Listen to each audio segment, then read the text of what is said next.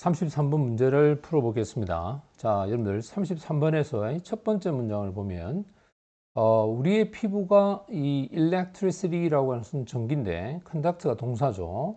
전도를 하답니다. 원래는 행위를 하거나 뭔가를 실행하다 할 때 conduct를 쓰죠. 근데 전기를 전도하는데 다소 효율적으로 전도를 한다라고 얘기를 했습니다. 그 다음에 depending on이라는 표현은 뭐뭇에 따라서 또는 뭐뭇에 의해서 라는 표현인데 우리가 보통 according to라고 하는 표현하고 같이 쓰죠. 특히 이렇게 depending이 ing로 되어 있을 때는 이거를 분사형 전치사다라고 얘기를 합니다. 지금 이 첫 번째 문장에서의 포인트를 보면 바로 감정에 관한 이야기를 한다라고 하는 것을 우리가 알 수 있겠고, 그리고 앞에가 주어가 피부가 전기를 전도한다. 물론 뒤에 나오는 부사는 동사의 의미를 강조하는 거니까 굳이 여러분들이 포인트를 안 잡아도 됩니다. 그렇다면 내용을 우리가 정리를 해보면 이 사람이 지금 이 작가가 하고자 하는 말은 바로 이 감정하고 관련된 화제를 제시했죠. 그런데 우리 피부는 전기를 전도한다. 이게 이제 핵심어가 되는 메인 아이디가 됩니다. 됐습니까? 그래서 우리가 이 문장을 주제로 설정을 만약에 하면 여기에 관련된 아주 세부적인 내용들이 그 다음에 예로서 전개가 되겠죠. 자, 이제 한번 확인해 보도록 하겠습니다. 자, 지금 보면 우리가 알고 있습니다. 자, 그 다음에 이 that은 역시 노에 걸리는 명사절의 접속사입니다. 그리고 when이 나왔는데 이 when이 부사절에 해당하는 접속사죠. 우리가 감정적으로 수동이 되어서 자극을 받습니다.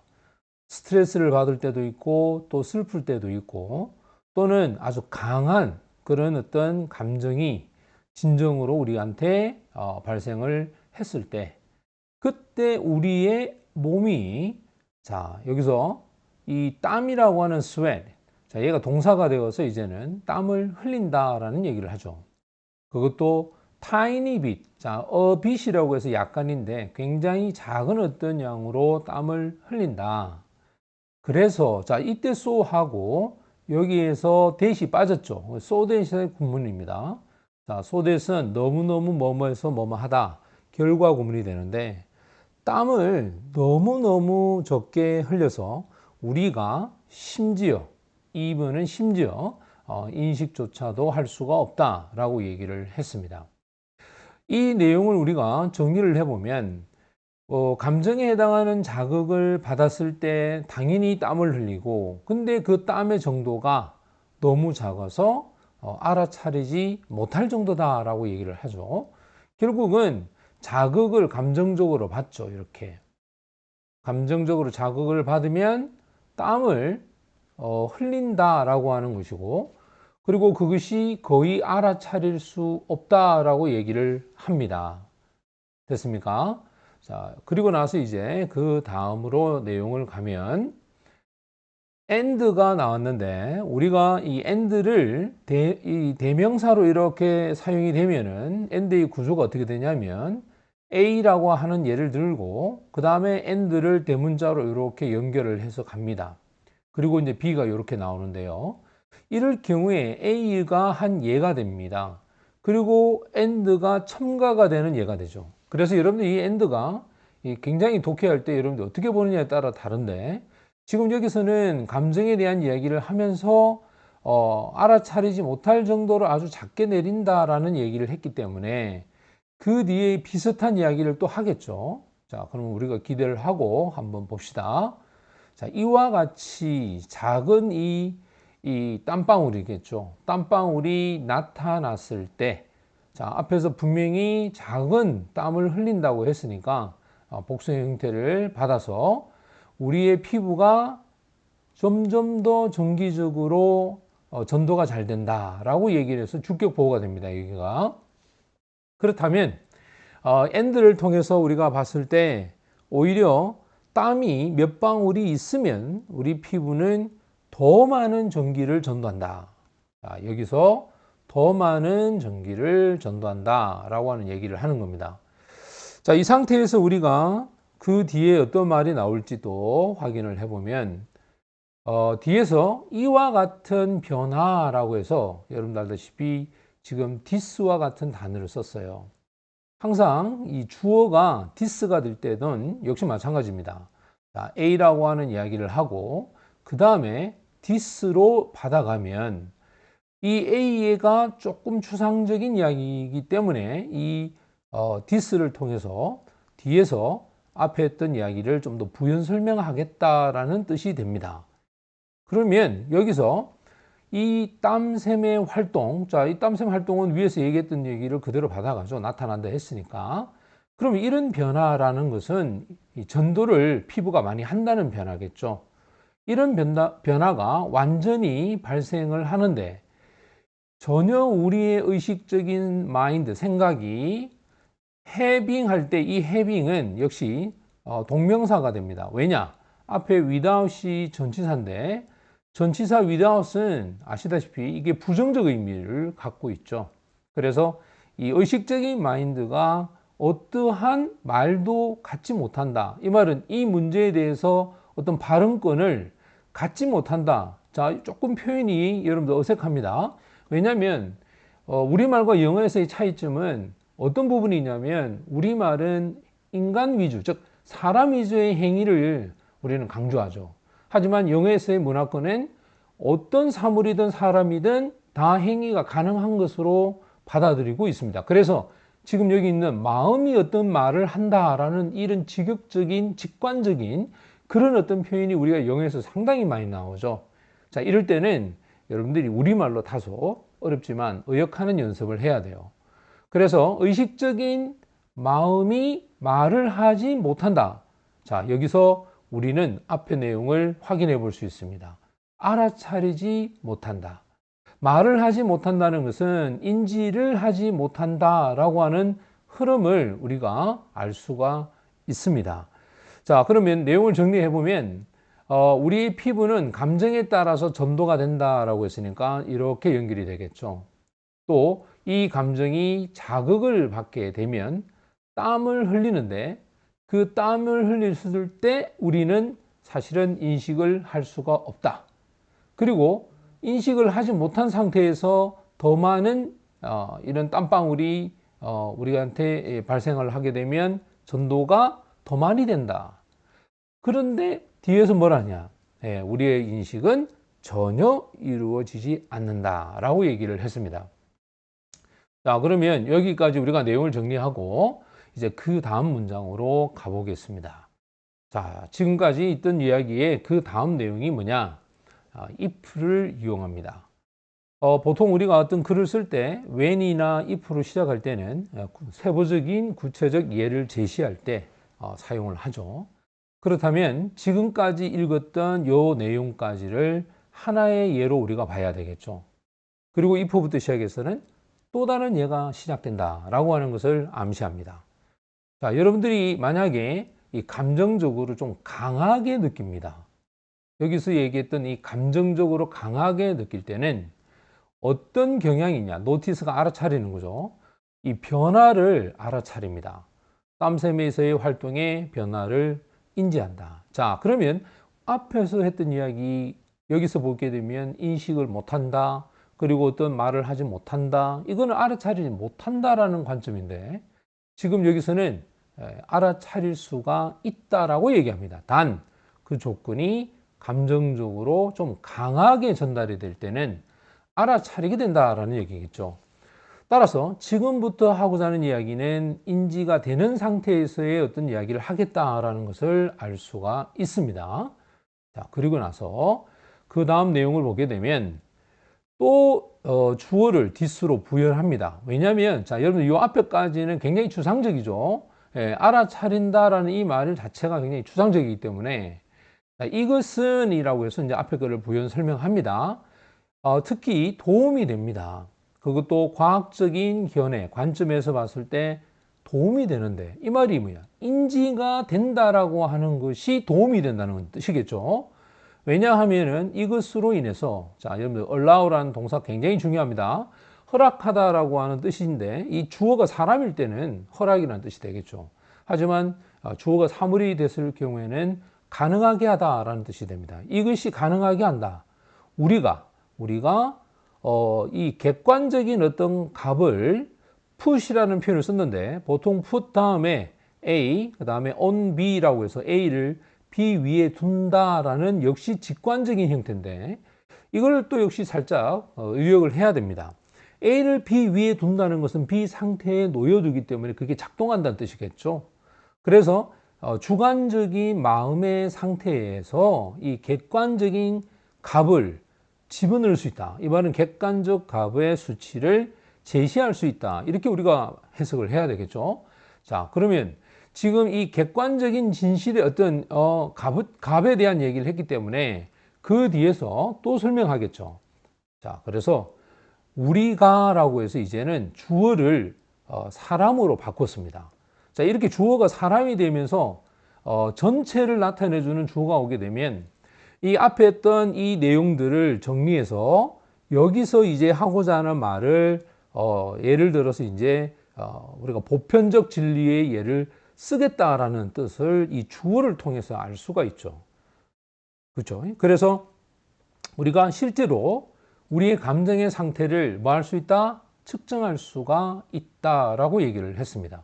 위에서 분명히 객관적인 가치, 값을 주관적 상태에 둔다라고 얘기를 했기 때문에 바로 이 내용이 힌트가 되어서 여기에 정답을 찾아올 수가 있다라고 하는 것을 알 수 있겠죠. 자, 그래서 뒤에 나와 있는 내용을 보고 또 정리를 하겠습니다. by tracking 하면 추적을 하는 거죠. 여기서 how는 의문사입니다. 우리의 몸이 subconscious라고 해서 잠재적인 형태의 땀을 흘리게 된다. 그런데 how, 어떻게 흘리는지 그걸 추적함으로써 맞습니까? 자, 이게 첫 번째죠. 항상 by the ing는 방법을 제시합니다. 첫 번째 방법이 추적을 하는 거죠. 그리고 또 두 번째 방법이 running이라고 하는 단어가 나왔는데 원래 보통 run 하면 달리다죠. 근데 여기서는 뒤에 목적어가 존재하기 때문에 이 어떤 약간의 전기를 흘러가게 하다 이렇게 해석을 하겠죠. 우리가 일반적으로 run이 또 뒤에 가게나 어떤 기업이 오게 되면 어떤 운영을 한다 이런 표현으로도 많이 쓰입니다. 여러분들의 피부를 통해서 많은 전기를 흘러가게 함으로써 감정의 상태를 측정하고 또 얼만큼 우리의 몸이 땀을 흘리는지도 추적을 해서 우리의 감정의 상태를 측정할 수가 있다라고 얘기를 한 겁니다. 자, 그러면 여기서 우리가 다시 한번 정리를 해보겠습니다. 분명히 감정이 강도가 굉장히 세면, 강도가 세면 우리는 그것에 대한 증가에 대한 부분을 인지한다라고 했고, 그 인지하는 내용이 결국은 과학적 관점에서 도움이 된다라고 얘기를 합니다. 그렇다면 어떤 형태로 해서 도움이 되느냐? 자, 요건 요렇게 흘러가죠. 뒤에서 보면 과학적 관점이란 이런 객관적 수치를 제시할 수 있다라는 겁니다. 객관적 수치란 우리의 감정의 상태를 측정하게 하죠. 그죠? 그래서 우리가 어떤 평가를 할 때도 정성평가와 정량평가를 가지고 얘기를 합니다.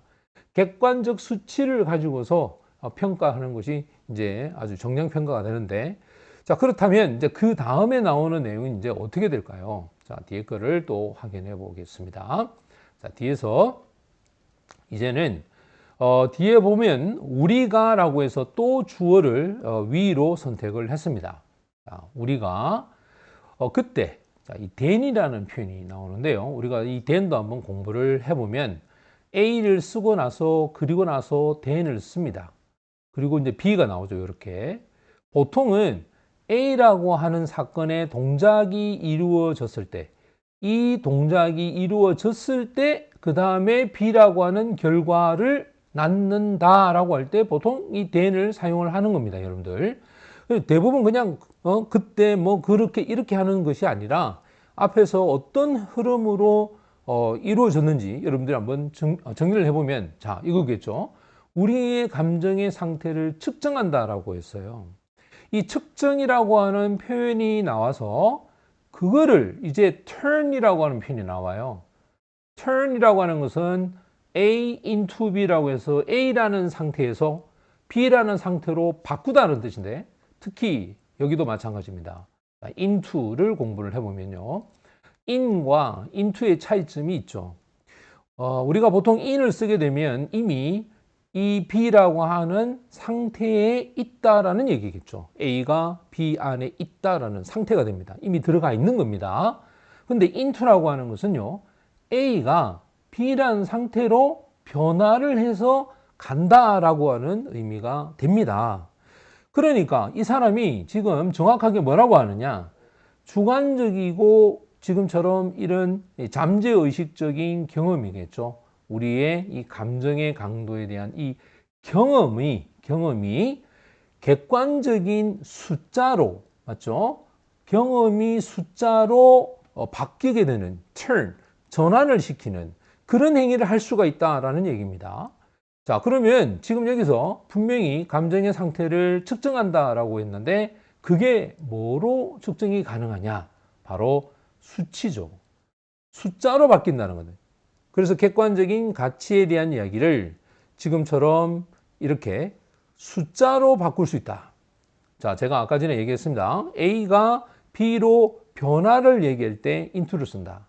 즉, 우리가 가지는 경험을 숫자로 바꾼다라는 얘기입니다. 그게 바로 측정이라는 단어하고 같이 간다라는 것을 알 수 있겠고, 그 다음에 또 어떤 방법이냐, figuring out. 자, 여러분들이 이 out이 있는 거와 또 없는 거에 엄청난 차이가 있습니다.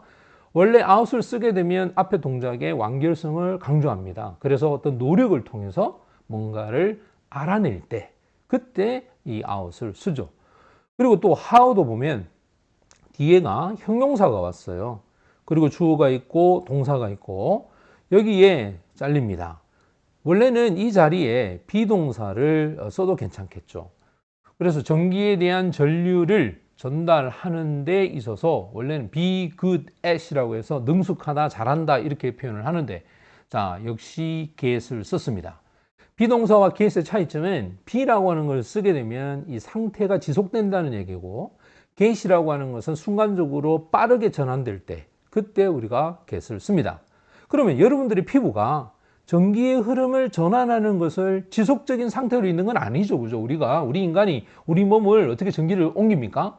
자, 이렇게 순간적으로 전기의 흐름을 이렇게 전환하는 것을 너무너무나 잘하는, 그죠? 자, 이렇게 얼마나 잘한다. 쉽게 말하면 얼마만큼 잘하는지 그것을 수치로 전환함으로써 바로 객관적 수치로 표현을 할 수가 있다라고 하는 얘기입니다. 자, 그러면 이제 우리가 내용을 정리해 보면 A라고 하는 것은요, 바로 인식이 되지 않는 상태에서 이 우리 몸을 통해서 전기가 전달이 된다라고 하는 얘기를 하는 거고, B라고 하는 것은 우리가 인식을 할 수 있다는 겁니다. 이해됐습니까? 감정적으로 아주 강해지게 되면 이 땀이 흐르는 것에 대한 인식이 가능해지고, 또 그것이 어느 정도 도움이 되는데, 이 도움은 과학적 측정에서의 도움이 되는데, 그것은 뭐냐? 바로 측정을 할 수 있다는 거죠. 그런데 이 측정이라는 게 뭐냐면 바로 우리가 갖고 있는 맨 처음에 얘기했던 감정하고 관련된 얘기입니다. 그 감정에 해당하는 것을 수치로 전환을 할 수가 있다라고 하는 얘기를 합니다. 자, 그래서 A와 B의 이 전체적인 글의 구조를 여러분들이 정확하게 아시고, 또 빈칸에 또 적절한 표현들이 어떻게 되는지 여러분들이 꼭 기억을 하시고, 여러 번 강의를 반복해서 듣고 여러분들의 것으로 만들기를 바랍니다. 자, 지금까지 33번을 풀이했습니다.